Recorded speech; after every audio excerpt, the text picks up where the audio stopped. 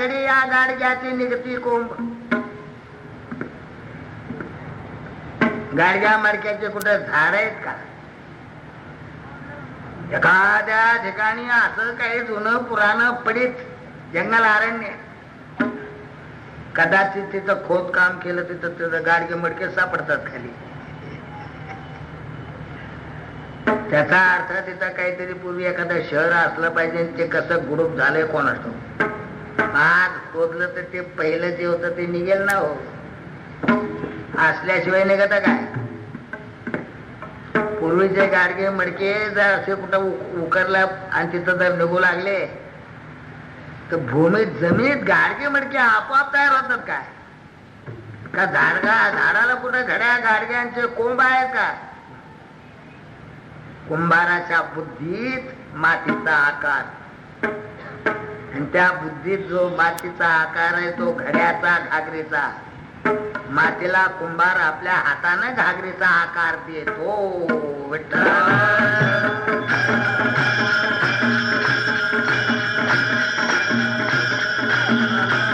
ओ गुलालेन विना घटा नाही, चित्रकारम विना चित्रम नाही. वस्त्र कापूस येतो पण त्याचे वस्त्र कुठे बोंडात निघत होत्या कापसाच्या. वस्त्राच्या घड्या आहेत का कुठं? कापूस निर्माण होतो, वेचून सरकी काढून कुठे यंत्रात त्याचा दोरा बनवला जातो. त्या दोऱ्याचा कपडा मिल मध्ये तयार केला जातो.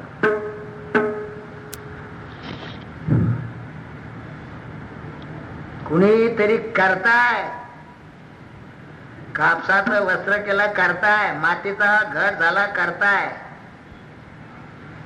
हे जगात जे झालंय याचं कोणी करता नको. मग एवढ्या एवढ्या पंक्तीला करता लागतो. एवढ्या एवढ्या चित्र आहे तर चित्राला, फोटोला, चित्राला कोणीतरी चित्रकार फोटो काढणारा लागतो. आवाज ढव्य मनानही बुद्धीनही ज्या सृष्टीचा विचार करता येत नाही. आकलन होते का सृष्टी ब्रह्मांड जड आहे. अनुमान प्रमाणानं ओळखाल, ज्ञान होईल. म्हणून बुद्धीला मनाला सृष्टीन ब्रह्मांड. आपण तर हे पृथ्वी तसं एक स्वर्ग लोक आहे, मृत्यू लोक आहे, पाताळ लोक आहे. कुठे पाताळ डोळ्याला, कुठं स्वर्ग डोळ्यानं पाहिलाय? कोणी पाहिलाय? मग मानतो ना स्वर्ग. आई वडील स्वर्गाला जावेत म्हणून त्यांचे श्राद्ध घालतो. आपल्याला स्वर्ग मिळावा, वैकुंठ मिळावा म्हणून आपणही काही परमार्थ करतो, देव धर्म करतो. हे नाही काय केलं तर नरकाला जातील असं म्हणतो. म्हणजे कुठं एक नरक मानतात, काही स्वर्ग मानतात, काही पाताळ मानतात.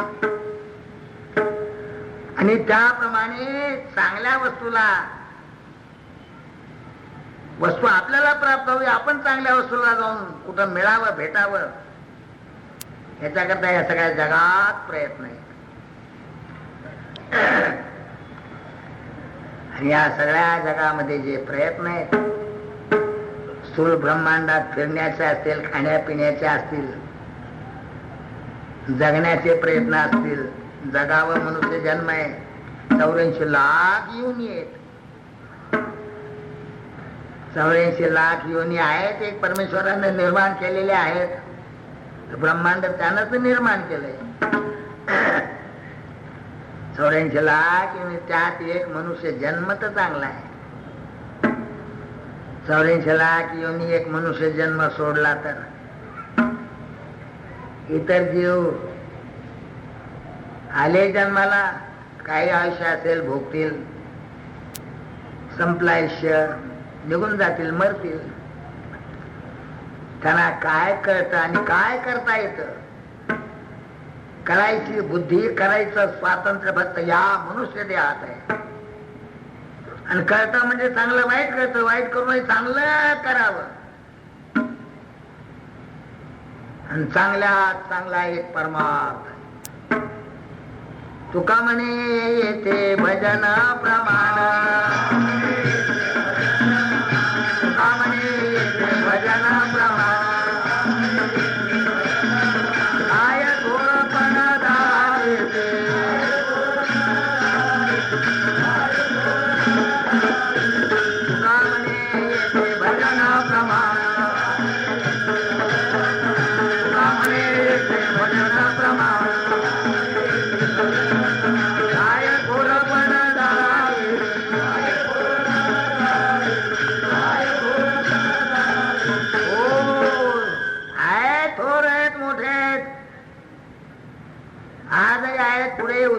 मागे होऊन गेले ना हो. उदंडची झाले जन्मुनिया मेले, उदंडची झाले जन्मुनिया मेले, बोलिया गेले राम रंग,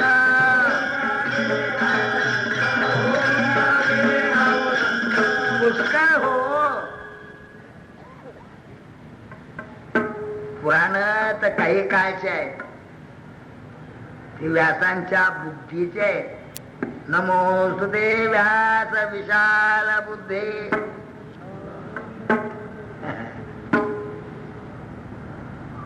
व्यास म्हणजे व्यास आहेत.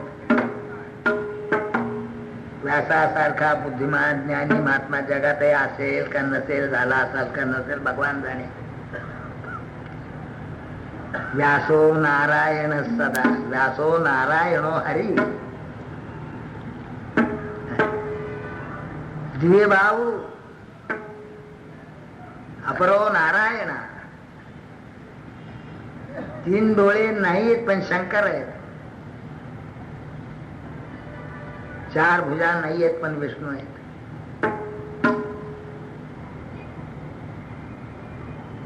असले व्यास आहेत. व्यासांचा महाभारत, त्याच्यात भीष्म पर्व, त्यात गीता. आणि गीता म्हणजे परमार्थाचा, गीता म्हणजे परमार्थाचा भाग आहे सगळा. वेद शास्त्र पुराण मंथुनी नवनीता, मंथुनी नवनीता, कैसे घे आनंदा, मंथुनी नवनीता,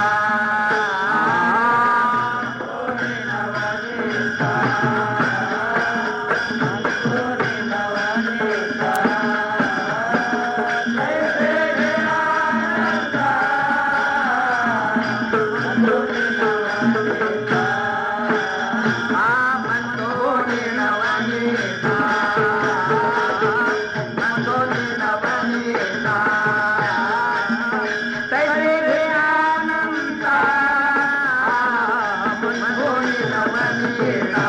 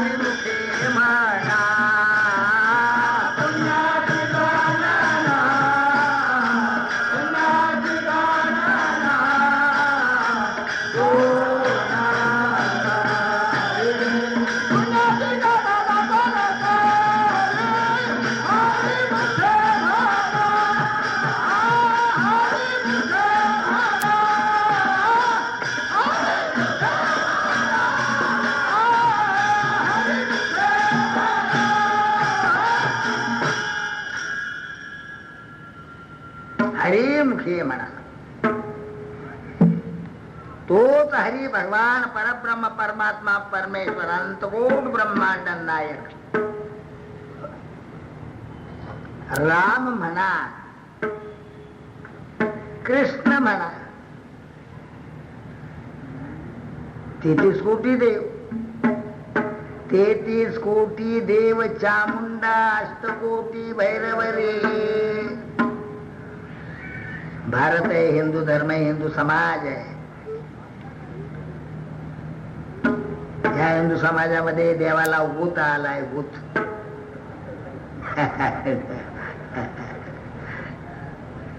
सगळ्या आयुष्यात जर हिंदू समाजात जेवढे देव आहेत तेवढ्याच निदान एक दिवस तरी प्रत्येकाची पूजा करावी म्हटलं तर आयुष्य पुरवलं का सांगा. नुसती पूजा, नुसतं दर्शन हो. 33 कोटी देव आहेत. 33 कोटी देव नाही आहेत पण आहे म्हणतात. बरं म्हणणारे तुम्ही, आम्ही नाहीये. शहाण्याच्या शब्दाला किंमत आहे. दारू पिलन परायला म्हणजे शब्दाला किंमत आहे. जाद्यावर काय नाही लागतं ते मूर्ख आहे.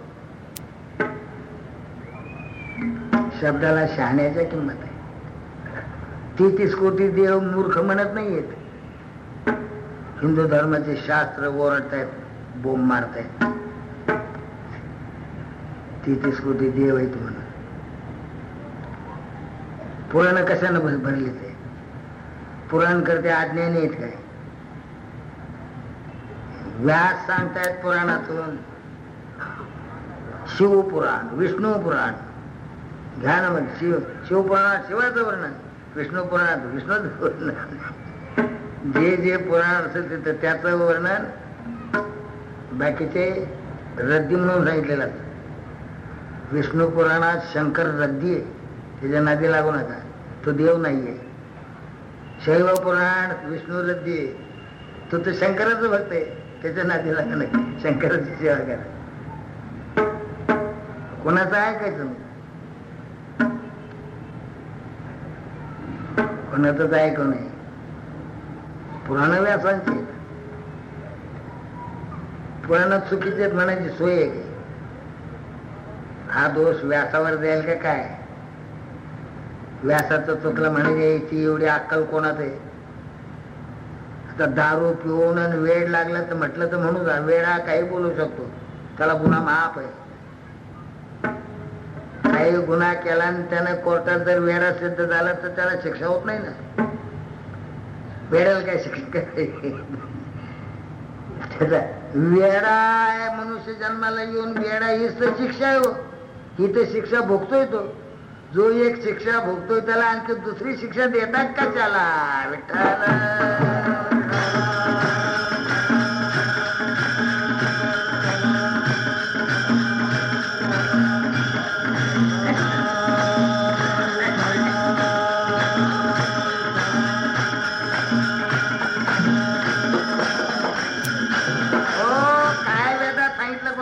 काय 18 पुराणात सांगितलं म्हणून. वेद आहेत, पुराण आहेत, 6 शास्त्र आहेत पुन्हा. आणि इतर ग्रंथाला तर काही ताळमेळच नाही. सगळ्या आयुष्यात जर देवा धर्माचेच ग्रंथ वाचू म्हटलं तरी आयुष्यात ग्रंथ वाचून होणार नाही. वाचनातच आयुष्य संपेल 100 वर्षाचं. अनुष्ठान कधी करणार? त्याचा अर्थ कधी कळायचा? आणि अर्थाचा मेळ कसा बसवणार? तितकी बुद्धी कुठे आहे? एक पुराण काय सांगते तर दुसरं काय सांगते, एक शास्त्र काय सांगते तर दुसरं काय सांगते. कोणी अनुवादी तर कोणी परमाणुवादी आहे, तर कोणी जडवादी आहे, तर कोणी चैतन्यवादी आहे, तर कोणी काय सगळा गोंधळ आहे ना. या गोंधळामध्ये वेद शास्त्र पुराण सगळ्याचं तात्पर्य आमचा भगवान श्रीकृष्ण परमात्म्यानं काढलं. सगळ्याचं मंथन करून जो अर्जुनाला कुरुक्षेत्रावर उपदेश केला ती श्रीमद भगवद्गीता. गीता सुपनिषद ब्रह्मायाम योग शास्त्रे श्रीकृष्णार्जुन संवादे.